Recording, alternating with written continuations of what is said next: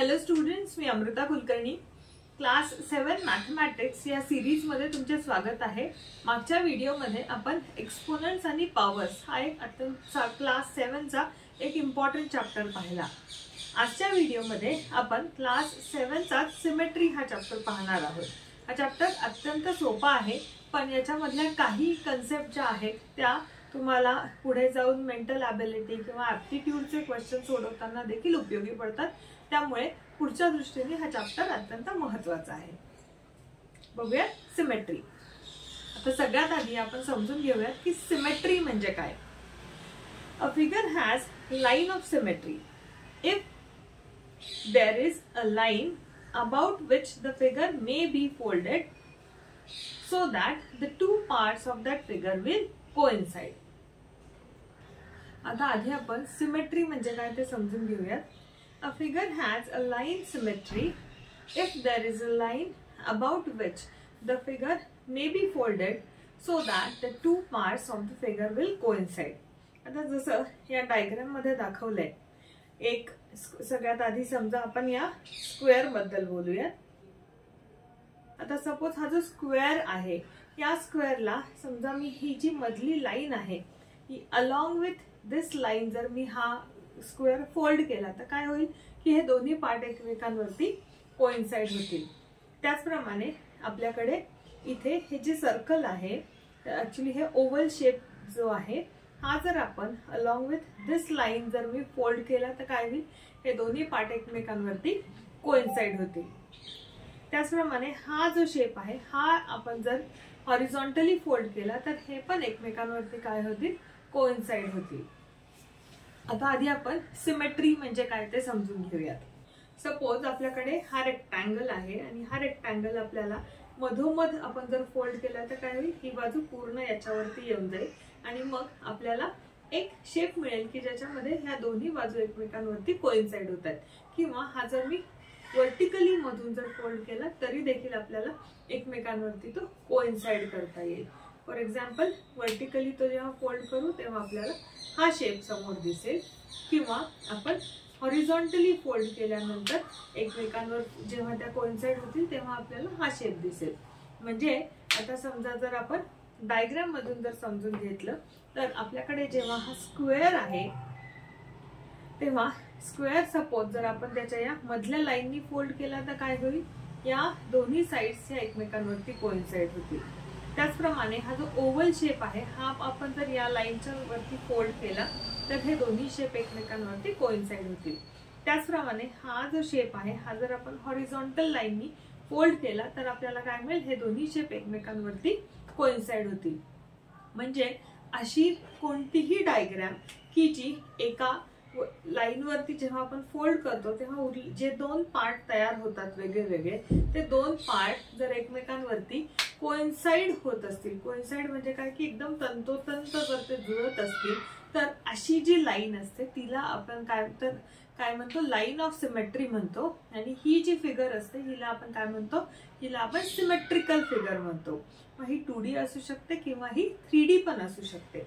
आता सपोज आपल्याकडे हा एक बॉल आहे. आता समजा हा बॉल मी जर मधोमध असा उभा जर कापला तर काय होईल, हे दोन भाग तयार होतील. किंवा हा बॉल मी कोणत्याही डायरेक्शन मध्ये जरी आपण तो कापला तरी काय होतं की कोणतेही दोन भाग जे तयार होतात जेव्हा आपण मधोमध कापतो त्यावेळेला ते दोन्ही भाग काय होतं, एकमेकांवरती कोइन्साइड होतात. म्हणजे आपण काय म्हणू शकतो की हा जो बॉल आहे किंवा हा जो स्फिअर आहे हा देखील सिमेट्रिकल फिगर आपण याला म्हणू शकतो. पण त्याच वेळेला आता माझ्याकडे हा एक स्टोन आहे. हा जो स्टोन जर तुम्ही पाहिला तर हा जरी ओव्हल दिसत असला तरी हा इरेग्युलर शेप आहे. म्हणजे ह्याला मधोमध आपण जर याला कट केला तर दोन पार्ट जे तयार होतात ते दोन्ही पार्ट एकमेकांच्या इक्वल नाहीयेत. म्हणून अशा फिगरला आपल्याला सिमेट्रिकल फिगर म्हणता येत नाही, की ज्या वेळेला आपण तिला मधोमध कट केल्यानंतर दोन्ही पार्ट जे तयार होतात ते इक्वल होत नाहीत. अशी फिगर म्हणजे सिमेट्री नसलेली फिगर. आता ज्या लाईन वरती आपण ही कापल्यानंतर फिगर दोन भागांमध्ये डिवाइड होते त्या लाईनला म्हटलं जातं लाईन ऑफ सिमेट्री. आपण काही एक्झाम्पल पाहूयात. आता सपोज या फिगर या आपली पहिली जी डायग्राम आहे टी ची डायग्राम, तर ह्याच्यामध्ये तुम्ही जर पाहिलं तर ही जी एक वर्टिकल डॉटेड लाईन आहे, या वर्टिकल डॉटेड लाईन वरती जर आपण ही फिगर कट केली तर काय होईल, हे दोन्ही एकमेकांवरती दोन्ही पण कोइन्साइड होतील. म्हणजे ही जी लाईन आहे ही लाईन आपली होईल लाईन ऑफ सिमेट्री. आता सेकंड डायग्राम मध्ये जर तुम्ही पाहिलं तर आपण जर डायगोनली ही फिगर कट केली तर आपल्याला काय मिळते, तर आपल्याला लाईन ऑफ सिमेट्री मिळते. म्हणजे डायगोनली कट केल्यानंतर ही जी फिगर आहे ही काय होतीये, एकमेकांवरती कोइन्साइड होतीये. म्हणजे आपण इथे सुद्धा ही जी लाईन आहे हिला आपण म्हणू शकतो line of symmetry. Line of symmetry he vertical असू शकते, हॉरिझॉन्टल असू शकते, डायगोनल असू शकते, किंवा सर्कल किंवा स्फिअर सारख्या काही फिगर्स अशा आहेत की ज्यांना मल्टिपल लाईन ऑफ सिमेट्री असू शकतात. आता हा जो एम आहे हा समजा आपण जर असा मधोमध आपण जर उभा कट केला तरी सुद्धा आपल्याला काय होईल, लाईन ऑफ सिमेट्री मिळेल. त्याचप्रमाणे फिगर 4 मध्ये हा जो एरो आहे हा सपोज आपण असा हॉरिझॉन्टली जर कट केला तर आपल्याला काय मिळेल, तर आपल्याला लाईन ऑफ सिमेट्री मिळेल. म्हणजे जरुरी नाही की लाईन ऑफ सिमेट्री ही दरवेळेला वर्टिकल लाईनच असेल, की हॉरिझॉन्टल देखील असू शकते, डायगोनल असू शकते, किंवा कधी कधी मल्टिपल लाईन ऑफ सिमेट्री देखील असू शकतात. Line of symmetry for regular polygons. आता सगळ्यात आधी आपण पॉलिगॉन म्हणजे काय ते बघूयात. A polygon is said to be regular if its sides are of equal length and all its angles are of equal measures. आता पॉलिगॉन म्हणजे काय, की कोणतीही अशी डायग्राम की जी 3 किंवा 3 पेक्षा मल्टिपल वर्टायसेस ज्याला आहेत आणि जी क्लोज्ड फिगर आहे. आणि याला आणखी एक कंडिशन असते की जी एकमेकांना इंटरसेक्ट करत नाही, म्हणजे एकावर एक ओव्हरलॅप होत नाही.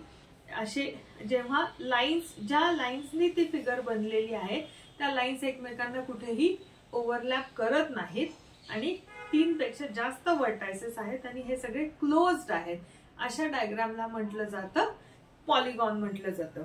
फॉर एक्झाम्पल आता आपण हा एक स्क्वेअर काढला तर हा पॉलिगॉन आहे, किंवा आपण असा एक इरेग्युलर शेप काढूयात. आता इथे काय आहे, इथे कुठलीच लाईन ह्या एकमेकांना, कुठलीच साइड एकमेकांना क्रॉस करत नाहीये, म्हणून ही देखील पॉलिगॉन आहे. पण सपोज आपण जर असा शेप काढत असू तर दिस इज नॉट अ पॉलिगॉन, कारण इथे काय झालंय, या लाईन्सनी एकमेकांना क्रॉस केलेलं आहे. शिवाय जर सर्क्युलर आपला शेप असेल तर याला देखील आपण पॉलिगॉन म्हणत नाही. So this is not a polygon, this is not a polygon, this is a polygon and this is a polygon. आता हाच पॉलिगॉन रेग्युलर पॉलिगॉन कधी असेल, a polygon is said to be regular if all its sides are of equal length and all its angles are of equal measure. त्या polygon मध्ये जितक्याही sides असतील त्या सगळ्या साइड्स एकमेकांच्या इक्वल असतील आणि जितके पण इंटरनल अँगल्स आहेत ते सगळे इंटरनल अँगल्स जर इक्वल असतील तर अशा पॉलिगॉनला रेग्युलर पॉलिगॉन म्हटलं जातं. Each regular polygon has as many lines of symmetry as its sides. या रेग्युलर पॉलिगॉनचा रूल असा आहे की याच्यामध्ये जितक्या साइड्स असतील तितक्या त्याला लाईन ऑफ सिमेट्री असतील. कसं ते आपण एक्झाम्पल मध्ये बघूयात. For example they have multiple lines of symmetry. आता सपोज आपल्याकडे एक, समजा मी इथे तुम्हाला दाखवते की एक स्क्वेअर आपल्याकडे आहे. आता हा स्क्वेअर आपल्याकडे आहे तर या स्क्वेअरला कुठल्या कुठल्या लाईन ऑफ सिमेट्री असू शकतात. फॉर एक्झाम्पल ही वर्टिकल याला लाईन ऑफ सिमेट्री असू शकते, हॉरिझॉन्टल असू शकते. त्याच्यानंतर हा डायगोनली आपण जर याला कट केलं तो स्क्वेअर आहे तरी पण तो एकमेकांवरती ओव्हरलॅप होऊ शकतो. आणि हा जो डायगोनल आहे हा डायगोनल देखील याचा लाईन ऑफ सिमेट्री असू शकतो. सो स्क्वेअरला साइड किती होत्या, 4, म्हणजे याला लाईन ऑफ सिमेट्री किती झाल्या, 4. हे आपण पुढे इन डिटेल पाहणारच आहोत. बट इथे जस्ट फॉर युअर अंडरस्टँडिंग कोणत्याही रेग्युलर फिगर मध्ये जितक्या साइड्स असतील तितक्या लाईन ऑफ सिमेट्री त्या त्या फिगरला असतात. आता आपण बघूयात सगळ्यात पहिले इक्विलॅटरल ट्रायंगल. ट्रायंगल म्हणजे त्याला किती साइड्स आहेत, 3 साइड्स आहेत, 3 अँगल्स आहेत. आता आपल्याला माहितीये ट्रायंगलचे वेगवेगळे टाइप्स पडतात. जर त्याच्या साइड्स असतील तर साइड्स नुसार त्याचे कुठले टाइप्स पडतात, इक्विलॅटरल ट्रायंगल, आयसोसेलेस ट्रायंगल आणि स्केलन ट्रायंगल. इक्विलॅटरल ट्रायंगल मध्ये काय आहे की तीनही साइड्स इक्वल आहेत. आयसोसेलेस ट्रायंगल मध्ये काय आहे, कोणत्याही दोन साइड्स इक्वल असतात. आणि स्केलन ट्रायंगल मध्ये काय होतं की कोणतीही साइड इक्वल नसते. सिमिलरली अँगल्स नुसार जर ट्रायंगलचे टाइप पाडायचे असतील तर आपल्याला काय मिळतात type, acute angle triangle, right angle triangle आणि obtuse angle triangle. Acute angle triangle म्हणजे काय, असा ट्रायंगल की ज्याचे सगळे अँगल जे आहेत ते 90 डिग्री पेक्षा लहान आहेत. राईट अँगल ट्रायंगल म्हणजे काय की ज्याच्या अँगल्स पैकी कोणताही एक अँगल 90 डिग्रीचा आहे. आणि ऑब्ट्यूस अँगल ट्रायंगल म्हणजे काय की ज्याच्या तीनही ट्रायंगल पैकी कोणताही एक अँगल हा 90 डिग्री पेक्षा मोठा आहे. आता आपण बघूया equilateral triangle. Equilateral triangle is a regular because each of its sides has same length and each of its angles are 60 degree. Equilateral triangle म्हणजे असा कोणता ट्रायंगल की ज्याच्या तीनही साइड्स इक्वल आहेत. आणि तीनही साइड्स इक्वल असल्यामुळे आता आपल्याला माहिती आहे की काय होतं, त्याचे तीनही अँगल्स जे आहेत ते 60 डिग्रीचे तयार होतात. सो तीनही साइड्स इक्वल आणि तीनही अँगल्स इक्वल. मग आपला रूल काय सांगतो की जितक्या साइड्स असतील तितक्या लाईन ऑफ सिमेट्री असतील. मग इक्विलॅटरल ट्रायंगलला किती लाईन ऑफ सिमेट्री असायला हव्यात, 3 लाईन ऑफ सिमेट्री असायला हव्यात. डायग्राम मध्ये बघूयात आपण. मग जर आपण इथे पाहिलं डायग्राम मध्ये तर या इक्विलॅटरल ट्रायंगल मध्ये ज्या डॉटेड लाईन्स दाखवलेल्या आहेत या सगळ्या काय आहेत, या तिन्ही म्हणजे दिस इज फर्स्ट वन, त्याच्यानंतर दिस इज सेकंड लाईन आणि दिस इज थर्ड लाईन. या तीनही काय आहेत, आपल्याला लाईन ऑफ सिमेट्री आहेत. तुम्ही देखील एक ट्रायंगल, एका कागदाचा इक्विलॅटरल ट्रायंगल तयार करून जर तुम्ही एक सहज कट करून पाहिला किंवा फोल्ड करून पाहिला तर तुम्ही स्वतः देखील हे व्हेरीफाय करू शकता. त्याच्यानंतर आपल्याकडे आहे स्क्वेअर. आता स्क्वेअर म्हणजे काय, तर स्क्वेअरला 4 साइड्स आहेत. Square is a special type of quadrilateral की ज्याच्यामध्ये 4ही साइड्स आणि 4ही अँगल्स इक्वल असतात. 4ही अँगल्स आपल्याकडे किती असतात, 90 डिग्रीचे असतात. आता स्क्वेअर हा देखील काय झाला, मग 4ही साइड्स इक्वल असल्यामुळे रेग्युलर पॉलिगॉन. मग 4 साइड्स आहेत तर लाईन ऑफ सिमेट्री किती असतील, 4च असायला हव्यात. A square is also a regular because all its sides are of equal length and each angle is equal. It's all the angles are right angles, that is 90 degree. So square has 4 lines of symmetry. मग या कुठल्या कुठल्या lines of symmetry आहेत या square मध्ये, this is first, this is second, this is third and this is fourth. So या 4ही lines या लाइन्स ऑफ सिमेट्री आहेत. त्याच्यानंतर आता आपल्याकडे आहे पेंटागॉन. पेंटागॉन म्हणजे ज्याला 5 अँगल्स आणि 5 साइड्स आहेत. A pentagon is also regular because all its sides are equal length and each of its angles is equal, that is 108 degree. मग डायग्राम मध्ये दाखवल्यानुसार याला देखील किती लाईन ऑफ सिमेट्री असतील, so pentagon has 5 lines of symmetry. So let's say this is 1, this is 2, म्हणजे प्रत्येक vertex पासून एक लाईन ऑफ सिमेट्री आपल्याला मिळेल. सो लेट्स से या वर्टेक्स पासून आपल्याला ही फर्स्ट लाईन ऑफ सिमेट्री मिळेल, या सेकंड वर्टेक्स पासून सेकंड मिळेल, या थर्ड वर्टेक्स पासून दिस थर्ड लाईन ऑफ सिमेट्री. त्याच्यानंतर हा जो वर्टेक्स आहे या वर्टेक्स पासून आपल्याला फोर्थ लाईन ऑफ सिमेट्री आणि या वर्टेक्स पासून 5 लाईन ऑफ सिमेट्री. सो जितके वर्टेक्स आहेत त्या प्रत्येक वर्टेक्स पासून एक अशा 5 लाईन ऑफ सिमेट्री आपल्याला इथे मिळतात. नेक्स्ट कन्सेप्ट आहे rotational symmetry. When an object rotates, its shape and size do not change. The rotation turns an object about a fixed point. This fixed point is the center of rotation. The angle of turning during rotation is called as an angle of rotation. A full turn, means a rotation of 360 degree.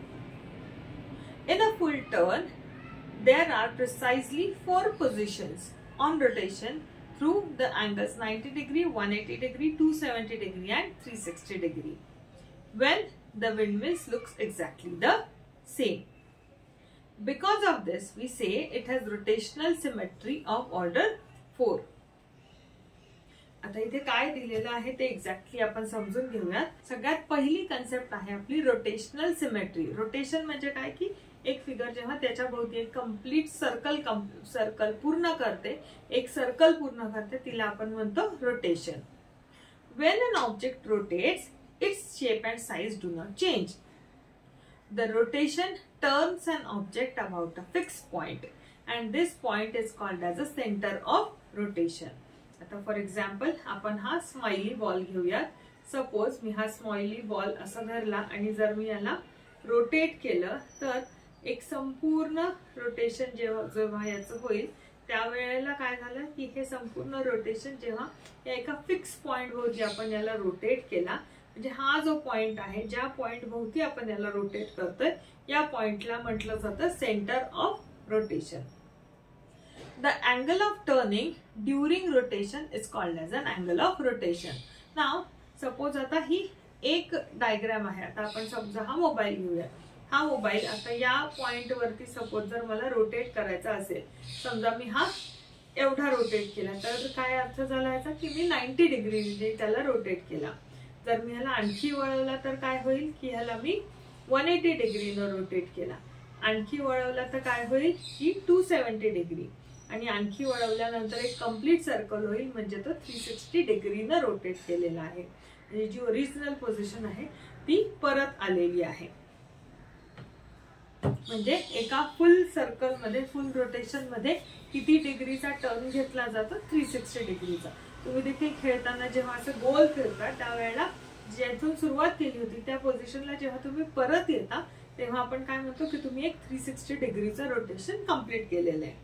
आता because of this we say it has rotational symmetry of order 4. In full turn there are precisely 4 positions when the windmill looks exactly the same. एखादी diagram जेव्हा आपण एखादा object जेव्हा आपण rotate करतो त्यावेळेला suppose आपण तो 90 डिग्रीनी वळवला, 180 डिग्रीनी वळवला, 270 नी वळवला किंवा 360 नी वळवला. म्हणजे फॉर एक्झाम्पल समजा तुम्ही उभे आहात तर तुम्ही एकदा आधी काय करता, समजा तुम्ही तुमच्या डाव्या हाताला वळाले, त्याच्यानंतर तुम्ही मागे पाहिलं, त्याच्यानंतर तुम्ही उजव्या हाताला आणि त्याच्यानंतर तुम्ही जेव्हा समोर पाहता त्यावेळेला काय होतं की सुरुवात जिथून तुम्ही केलेली आहे त्या पोझिशन वरती परत यायला तुम्हाला किती टर्न घ्यावे लागले? तुम्हाला एक संपूर्ण टर्न घ्यावा लागला. तेव्हा तुम्ही जशी सुरुवात केली होती त्या पोझिशनला तुम्ही परत आलात. म्हणजे तुमची स्वतःची रोटेशनची डिग्री किती आहे? It is just 1. मग आता समजा आपण हा एक माझ्याकडे क्यूबॉइड शेप आहे असं आपण धरूयात. आता हा जो क्यूबॉइड आहे हा त्याची ही लेंथ आहे आणि ही त्याची विड्थ आहे. हा समजा जर मी इकडे 90 डिग्रीनी वळवला तर ही जी फेस आहे ही तुम्हाला कशी दिसते? ही तुम्हाला वेगळी दिसते. पण समजा मी आणखी ह्याला जर आणखी एकदा वळवला म्हणजे 180 डिग्री झाला. पहिल्यांदा 90 आता परत 90 म्हणजे टोटल 180 डिग्रीने जेव्हा मी हा रोटेट केला तेव्हा आधी जशी दिसत होती तीच फिगर इथे आपल्याला समोर आलेली आहे. म्हणजे आपण काय म्हणू शकतो की याची जी डिग्री ऑफ रोटेशन आहे ही किती आहे? 180 डिग्री आहे. मग म्हणजेच याला लाईन ऑफ रोटेशनल समरी याची जी रोटेशनल समरी आहे तिची ऑर्डर किती आहे? इथे 2 ही त्याची ऑर्डर आहे. आता आपण आणखी एक फिगर घेऊया. सपोज आपल्याकडे आता सर्कल आहे. हे सर्कल मी कशाही पद्धतीने कितीही वेळेला जरी वळवलं तरी काय होत आहे की हे सेमच दिसतंय. म्हणजे सर्कलच्या केसमध्ये याला की याची ऑर्डर काय असेल? याला अनलिमिटेड ऑर्डर आहेत असं आपण म्हणू शकतो. डायग्राम मध्ये पाहूया. समजा हा जो पॉइंट पी आहे, आधी हा जो पॉइंट पी आहे तुमचा, हा पॉइंट पी कुठे होता? हा पॉइंट पी आपला इथे होता. मग आपण ही जी डायग्राम आहे ही 90 डिग्री क्लॉकवाईज टर्न केली आहे. 90 डिग्री पहिल्यांदा एकदा आपण क्लॉकवाईज टर्न केली, मग परत क्लॉकवाईज टर्न केली. म्हणजे पहिल्या टर्न मध्ये हा पी आपला इथे आलाय, दुसऱ्या टर्न मध्ये हा इथे आलाय, नंतर तिसऱ्या टर्न मध्ये इथे आलाय आणि चौथ्या टर्न मध्ये तो परत ओरिजिनल पोझिशनला आलाय. म्हणजे 4 वेळेला जेव्हा आपण त्याला रोटेट करू तेव्हा तो ओरिजिनल पोझिशनला परत येतोय. म्हणजे मग rotation by 90 degree about the centre leads to figure 2. Note the position of point P right now. Rotate against 90 degree and you will get figure 3. आता figure 3 नंतर आणखी 90 डिग्री आपण वळवलंय. So in this way, when you complete 4 quarter turns, the square reaches to its original position. And now it looks exactly similar to figure 1. This can be seen with the help of position taken by point P. Thus, a square has a rotational symmetry of order 4 about its center. म्हणजे एक figure आपण जेव्हा तिला turn घेतो, त्या turn घेतल्यानंतर किती वेळेला आपण जेव्हा ती रोटेट करतो आणि ती ओरिजिनल पोझिशन मध्ये येते त्याला म्हटलं जातं order of rotation. Line of symmetry and rotational symmetry. The circle is most perfect symmetrical figure because it can be rotated around its center through any angle, and at the same time it has unlimited number of lines of symmetry. जसं आपण पाहिलं होतं की circle मी कोणत्याही angle मधून जरी वळवलं तरी ते सेमच दिसतं. म्हणजे ह्याच्यावरून आपण काय म्हणू शकतो की सर्कलला अनलिमिटेड लाईन ऑफ सिमेट्री आहेत. Every line through the center forms a line of reflectional symmetry and its rotational symmetry around the center for every angle. आता समजा आपण हा मोबाईल परत घेऊयात. मोबाईलचं एक्झाम्पल परत एकदा समजून घेऊ. हा स्क्रीन तुमच्याकडे, हा मोबाईलचा स्क्रीन आहे. इथे कॅमेरा आहे. समजा हा कॅमेरा हा आपला पॉइंट पी आहे. मी जर याला पहिल्यांदा 90 डिग्री वळवला तर कॅमेरा ओरिजिनल ठिकाणी नाहीये जिथे होता पूर्वी. आणखी 90 डिग्री वळवला नाहीये आता. आणखी 90 डिग्री वळवला तरी नाहीये. आणि आणखी 90 डिग्री वळवल्यानंतर हा कॅमेरा जिथे आधी होता त्याच ठिकाणी तो आलेला आहे. म्हणजे इथे त्याच परत कॅमेराच्या पोझिशनला यायला किती टर्न घ्यावे लागले? 90 डिग्रीचे 4 टर्न घ्यावे लागले. म्हणून ऑर्डर ऑफ सिमेट्री इथे आपल्याला काय म्हणता येईल? ऑर्डर ऑफ रोटेशनल सिमेट्री याची आहे 4. तसंच हा जो क्युबॉइड आहे याच्यामध्ये ती किती आहे? 2 आहे. आता ही आपली इरेग्युलर फिगर आहे. इथे पण आपल्याला तो 4 वेळेला रोटेट करावा लागेल मग आपल्याला सेम अँगल मिळतो. पण सर्कलच्या केसमध्ये सेम अँगल आपल्याला कसंही वळवल्यानंतर मिळतो. हा फरक लक्षात घ्या. सो हा चॅप्टर अगदी छोटासा होता की या चॅप्टर मध्ये आपण काय काय पाहिलं. या चॅप्टर मध्ये आपण सिमेट्रिकल फिगर्स म्हणजे काय पाहिलं, लाईन ऑफ सिमेट्री म्हणजे काय पाहिलं, त्याच्यानंतर रोटेशन म्हणजे काय आणि रोटेशनल सिमेट्री आणि डिग्री ऑफ रोटेशन किंवा ऑर्डर ऑफ रोटेशन या कन्सेप्ट आपण पाहिल्या. या कन्सेप्ट मध्ये तुम्हाला काहीही डाऊट असेल, क्वेरीज असतील तर मला कमेंट बॉक्स मध्ये कळवा. पुढच्या रविवारी आपण क्लास 7 चा पुढचा चॅप्टर बघूयात. थँक्यू.